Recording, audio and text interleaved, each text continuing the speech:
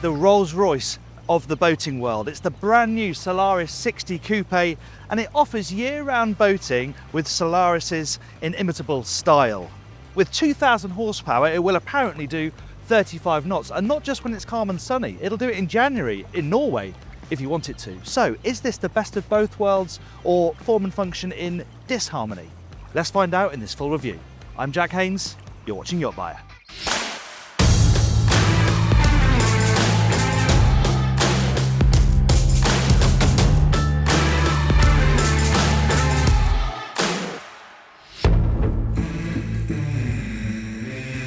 Now down here at the waterline, all very familiar to the Open 60. See, it shares its underpinning, so you have a hydraulic bathing platform that connects to a tender garage. That's big enough for a 3-metre tender, and there's space for some other toys in there as well. And a moment for the hull colour. In the sunlight here, these curves are really picked up. It just looks gorgeous. Over on this side, passerelle. Obviously you need that in a stern to mooring to help you on and off the quayside. It's lovely, and it continues up in the cockpit. Here's a nice little detail. You can cover up the mooring gear. So when it's in use, it's really easy to get to. But then, when you're not using it, put this down and you have this lovely sleek line all the way down to the waterline. It's lovely. And what is a little bit strange though, is the open version of this boat is available with drop-down balconies, but you can't have it on the coupe version. And this is where you'd really feel the benefit. It's less open than the open for obvious reasons. So having that extra space down here, to me, makes more sense than on the open. But there you go. On with the rest of the cockpit. Lovely big table here. We're going to see a lot of this teak, and I think it's really nice. You know, boaty. We're on a boat after all, so that's how it should feel. Nice amount of shade as well, not only from this fixed overhang, but you've got this sunshade that extends to really give plenty of protection to this dining area in the heat of the day. That backrest there will pull this way to extend the sunpad, so if you want to sunbathe, you've got a little bit more space. Now the galley's right there, so you haven't got much in the way of facilities out here, but the main galley's pretty close. Under this lid, yeah, these lids, there's a few of these on board, and they are lovely, but I don't know what you're supposed to do with them while you're using the thing underneath. It's a little bit annoying, but there is a sink there, which is pretty useful. And then underneath this one, there's a repeater for the IPS joystick, so you are in a really good position to spot the pontoon if you're coming in stern to in the med. All right, before we have a look at the saloon, let's go up front.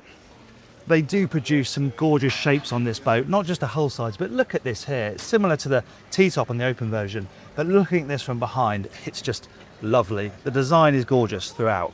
And heading up front, part of that design is obviously, it's very clean. There's no railings here, so you have to use your fender sockets. Nice big cleats and midships all pop up as well, so there is nothing to disrupt the lines when you're not doing the crewing on board the 60 Coupe. Right forward, we have some more sunbathing space. Pretty flexible space as well. All three of these pop up and pop down. You have them completely flat. You've still got a headrest underneath the windscreen, even if they're completely flat. So that's a nice space. You can see this is where we get the impression of that wheelhouse, a single piece windscreen. Lovely. And right forward the bench here. These are nice places to sit. Coming into a marina like this, you want to sit here to take in the action. Not great when you're at high speed, but yeah, a lovely place to sit and drift along at displacement speeds. Right forward, this is where you're doing your anchoring and you're crewing right forward. Again, you've got the pop-up cleats again, pop-up lights too. So you've got a little bit of ambient light of an evening, cup holders as well. And these are steps, but also they act quite well as benches, so people can sit opposite and just take a perch. And then right forward, we have the anchor locker. Concealed anchor at the front, really nice deep locker there. And they've also got some bars, so if you tie off your lines, you're not going to lose them right in the bottom of the anchor locker. It's lovely and stylish, but it's practical too. Let's head inside. Let's start with the familiar before we come on to something a little more unusual in this area. The galley connects very nicely to that cockpit because you have this window that pops up to the ceiling. Obviously sliding door over here, you can fully enclose it. That's the main difference between this and the open version. Turning back to the galley itself, well, it's got an enormous one of these big heavy lids that, again, day to day, if you're using this, you're going to find it annoying finding somewhere to put it, especially that one because it's huge. But it does reveal a very large sink, which is really nicely finished. You have got a fridge down here, storage underneath, and then space for a dishwasher as well. Obviously induction cooking over here. Let me pop this back down because here's a nice little surprise for us.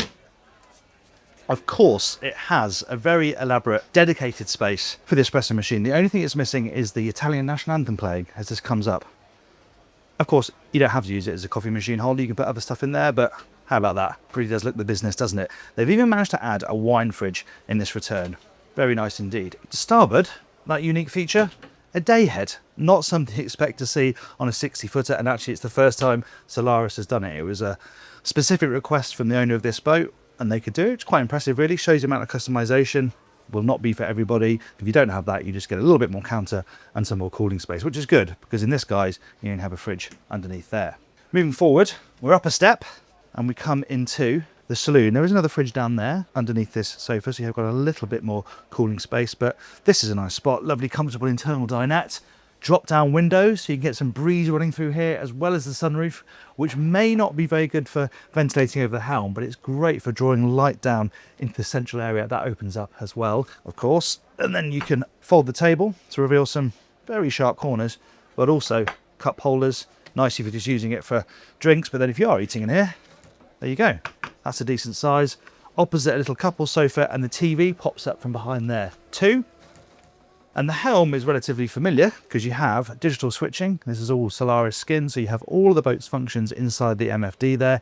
Makes it really clear and easy to switch between your systems. Have the camera feed up here. There is a camera at the back of the boat when you're out at sea, but you can also switch the engine room to at least check by eye that everything is okay inside the engine room. And they've got an induction charger for a phone here too, so you can charge your phone while you're on the go.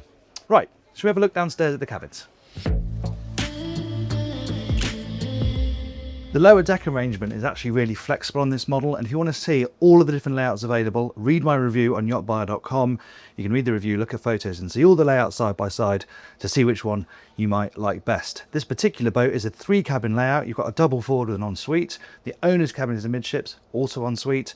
There's a guest cabin as well here on the port side, and I really like what they've done with this. Rather than having bunks, because this is probably only going to be used occasionally, you've still got somewhere to sleep, but you've also got a study, a desk, a bureau, somewhere you can do some work in a world where people, work remotely. Even on a boat this size, nice that you can be on your boat, but still have somewhere quiet, cool, comfortable that you can fire off a few emails. There's a TV up here as well, which pops out to face the bed. Storage is decent. Nice big wardrobe here, and it's got its own bathroom tucked in there. So, perfectly luxurious, but not quite as nice as the VIP, which is right forward. I'm actually going to start in the bathroom, because this is a nice space. The teak down here is lovely. Quite traditional, but it feels warm and homely, comfortable. Not too modern. Plenty of tradition here, but mixed with things like the shower, which is finished to a slightly different standard. And there are some funny little quirks in here. I mean, the space is okay. Rain shower head is nice, but the control being right down at shin level is a little bit odd. And if you're thinking, where have they fitted the washing machine? Well, maybe you wouldn't have guessed in here. Washer dryer tucked away within the shower. It's got to go somewhere, I suppose. The cabin itself, this is nice actually. You've got plenty of headroom in here. It's a bit restricted over the bed, unfortunately, but you can probably just about sit up and watch the TV, which is mounted up on this wall. Lovely teak surround on that as well. Storage is decent on both sides, plus a nice big drawer underneath the berth, so if the guests are on here for a while, they've got plenty of spaces to store their stuff. And there's a skylight as well. Good for natural light. It's pretty good with these whole windows, but nice to have that. Great for some ventilation, and it's obviously your escape route as well. And amidships, we find the owner's cabin. On the passageway on the way in, we find the bathroom. Private, of course, so nice to have 3 cabins, 3 bathrooms, plus that day head on this boat up top there. Again, this is typically nicely fitted out. Big sink, separate shower cubicle, toilets tucked in there as well. Nice big mirror as well. And as we come down this passageway, which is a little bit narrow, it really opens up to take in the full beam of the boat. Generally feels very solid down here in the interior, but there is the odd squeaky panel underfoot which just takes the edge off a little bit. But this is a really nice space. Headroom a bit restricted when you come down here, but to be honest, you're probably going to be climbing into bed anyway. When you're down here getting changed, it's perfectly good, and that'll be easy because you've got big wardrobes on either side. The television is mounted over on that side in this cabin. More storage running underneath that bureau over there, and a little sofa as well, so you can take the weight off. There are some nice places that you can get away from it down here. The study, the owner's cabin is very peaceful. Obviously the engine room is just through there, but it's a solid, well-engineered boat. I would say sound levels are pretty contained down here as well as they are up in the saloon. It's a nice space, and there's some lovely detail as well. I like the bed head, I like the size of the bed, nice and large, and these reading lights are quite nice. Not seen those before. rather stylish. And of course you've got repeaters for the whole cabin lighting down here and some chargers so you can charge your devices next to your bed. The guest accommodation design is impressively flexible, and with two of the layouts there remains space for a crew cabin. So before we get the boat out on the water to see how it drives, let's take a look in there. In my opinion, it's 27,000 euros that you could save and spend elsewhere, but let me know what you think in the comments. Access to the crew cabin is via this hatch here in the saloon. When we tested the 60 Open last year, it got some stick in the comments for its crew cabin, and well, it's not much better on the Coupé version. In fact, it's exactly the same, apart from they've added possibly the most painful ladder ever to have been created. Honestly, the Victorians would be using that as a torture device. And once you're down here, things don't improve. It's the same. You have the bed that pops out from here, bit of storage underneath, barely standing headroom if you're 6 feet, a sink, and a wet room. It's not a great space, quite obviously, but I will point out, so few people will actually use this for crew. This is an owner-run boat. They like to say they can offer crew for some territories who think they'll want it, but generally I don't imagine anybody is using this for crew. It's more going to be used as a big storage void, which is quite good for it. Let's go up to speed and see what she can do. If you enjoy watching sea trials, well, now will be a good time to subscribe to YachtBuyer. Hit subscribe, hit that bell icon, and you'll be notified every time we upload a new video. So there are a couple of engine options with this boat. This has got the biggest ones, IPS 1350, so that's 1,000 horsepower per side. I don't imagine many people will be going for the smaller option. And where are we now? 20 knots already, 1800 RPM. Already sensing how quiet it is. This is of course based on the Open version, which we've already got a sea trial of. Exactly the same engineering, just this has the wheelhouse, that doesn't. Same engine options. That is a very refined boat. Add in the wheelhouse and suddenly this becomes a very comfortable cruiser. I mean, I've literally been at the helm for a couple of minutes and it is remarkably quiet. As it should be. It's IPS, it's a wheelhouse, but it's not always the case. And it's cutting through what is, you know, a reasonable little swell here. Very nicely indeed. Now these boats, even the smaller Solarises, have a lovely broad bow, so you feel like you've got a very commanding driving position. You don't have any issues that you feel like you're going to stuff the bow or anything like that. It does feel like it's a capable long distance cruiser, and that's now 26 knots. They say you can do about 350 nautical miles at a 30 knot cruising speed, which is really good going, to be honest. You know, for 30 knots, that kind of range is really impressive. But of course the main difference between this and the Open one is if you really want to cover long distances, you have the protection, you have the peace and quiet, and it feels absolutely lovely. IPS boat, so you still have IPS handling of course, so it's nice and light. We're just romping through the swell here. It feels great. And this is when the IPS agility is good. When you have waves like this, it's nice to be able to negotiate them so comfortably, and IPS does allow you to do that. Driving position, well, very good in this bolster position. You know, it is a bit lumpy, so I do feel like I want to stand up. A lot of the manufacturers use this seat. Pardo used the same one. It's not so comfortable to sit in, but it does feel very nice to stand in and gives you plenty of support. The view is good. This mullion's pretty thick.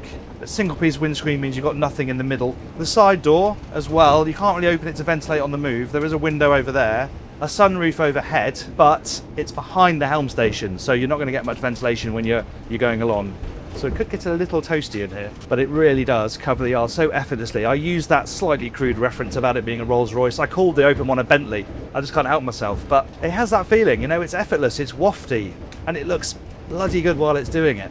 It feels special. You sort of are aware that you're driving something really cool, head turning, especially in this colour scheme. I think it looks great. The dash layout, really pretty good. You know, you've got 3 screens, so you've got plenty of information at your disposal. You know, some of these are a little bit flat and a long reach if you're sitting down, but standing like this, they feel absolutely fine. Yeah, I'm a happy boy up here. But that's the driving experience. Should we get back inside and pop our heads in the engine room, see what's going on down there?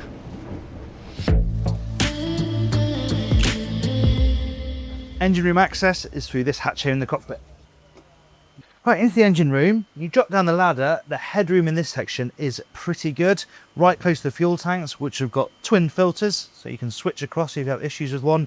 Clear bowls too, so you can check the quality of the fuel. This is the space where the Seakeeper or the gyroscope would go if you do spec one. Obviously this boat hasn't got it, and though headroom is pretty restricted when you get down to the engines, it does drop down into the bilge, so I can clamber down between them reasonably comfortably. You won't want to spend too much time chunking with them down here.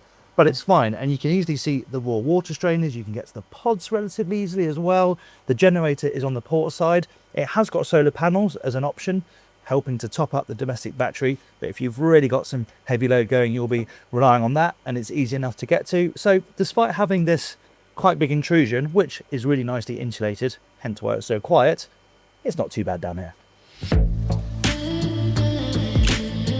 In a world of increasingly sharper angles and more slab-sided styling, this thing stands out in all the best ways. Obviously it helps they've based it on a really successful formula, the beautiful 60 Open, but adding the wheelhouse just adds this boat's appeal to me.